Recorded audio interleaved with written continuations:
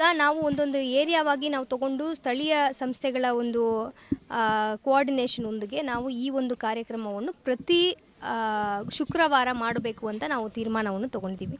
So ಪ್ರತಿ ಶುಕ್ರವಾರ ಆ ಒಂದು ಸ್ಥಳೀಯ ಪ್ರದೇಶದಲ್ಲಿ ಇರುವ, ಈಗ ಅರ್ಬನ್ ಏರಿಯಾ ಅಂದರೆ ಅಲ್ಲಿ ಸಂಬಂಧಪಟ್ಟ ಅರ್ಬನ್ ಹೆಲ್ತ್ ಇನ್ಸ್ಪೆಕ್ಟರ್ಸ್ಗಳು, ಈಗ ರೂರಲ್ ಏರಿಯಾ ಅಂದರೆ ಅಲ್ಲಿ PDO, ಪಂಚಾಯತ್ ಸೆಕ್ರೆಟ್ರಿ ಹಾಗೂ ಹೆಲ್ತ್ ಸಂಬಂಧಪಟ್ಟ ಹೆಲ್ತ್ ವರ್ಕರ್ಸು ಹಾಗೂ ನಮ್ಮ ರೆವಿನ್ಯೂ ಆಫೀಸರ್ಸು ಇವರೆಲ್ಲ ಒಳಗೊಂಡಂತೆ ಒಂದು ತಂಡವನ್ನು ಮಾಡಿ ಪ್ರತಿ ಶುಕ್ರವಾರ ಅವರವ್ರಿಗೆ ಒಂದು ಏರಿಯಾವನ್ನು ನಾವು ವಿಂಗಡಣೆ ಮಾಡಿದ್ವಿ.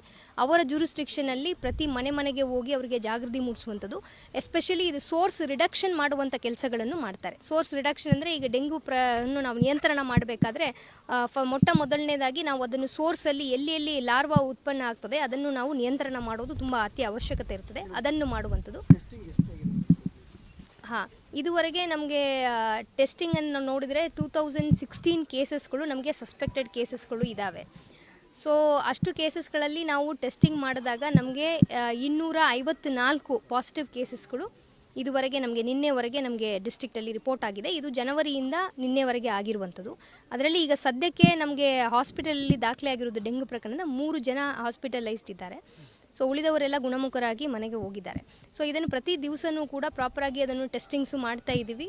ಡೆಂಗೂಗೆ ಏನು ಕನ್ಫರ್ಮೇಟ್ರಿ ಟೆಸ್ಟ್ ಇದೆ ಅದನ್ನು ನಾವು ಮಾಡ್ತಿದ್ದೀವಿ. ನಮಗೆ ಕಿಟ್ಟಿನ ಕೊರತೆ ಆಗಲಿ ಯಾವುದೂ ಇಲ್ಲ. ಅದು ಅಲ್ಲದೆ ನಾವು ಪ್ರೈವೇಟ್ ಹಾಸ್ಪಿಟಲ್ಸ್ಗಳಿಂದನೂ ಅಲ್ಲಿ ಏನಾದ್ರು ದಾಖಲೆ ಆಗಿದ್ರೆ ಅಲ್ಲಿಂದನೂ ನಮಗೆ DHO ಮುಖಾಂತರ ಮಾಹಿತಿಯನ್ನು ಕೂಡ ನಾವು ಸಂಗ್ರಹಣೆ ಮಾಡ್ತಾ ಇದ್ದೀವಿ. ಇಲ್ಲ, ದಿನಕ್ಕೆ ಅಲ್ಲ, ನಮಗೆ ಸಸ್ಪೆಕ್ಟೆಡ್ ಕೇಸಸ್ ಬರೋದು ಮೇಲೆಗೆ ನಾವು ಮಾಡ್ತಾ ಇದ್ದೀವಿ. ಸೊ ಎಷ್ಟು ಕೇಸಸ್ಗಳು ಬರ್ತವೆ ಅದನ್ನು ಲಕ್ಷಣಗಳನ್ನು ನೋಡಿ ಅದನ್ನು ನಾವು ಮಾಡ್ತಾ ಇದ್ದೀವಿ.